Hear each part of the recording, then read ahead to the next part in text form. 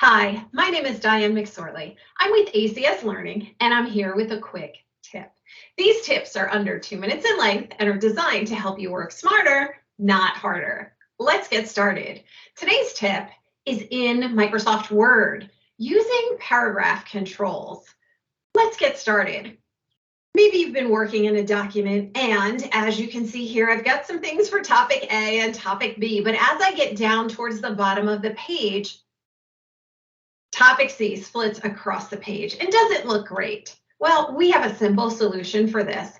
I can select those items and head up in my ribbon, Home tab, Paragraph Group, use the dialog launcher.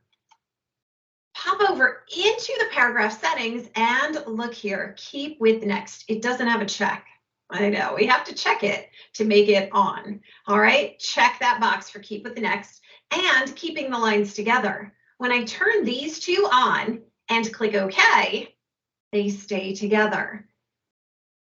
This is so much better than popping in a page break because if you added a page break there, you would get a similar output at this point, but sometimes it can create other problems in your file. So here, we're just telling it to stick together.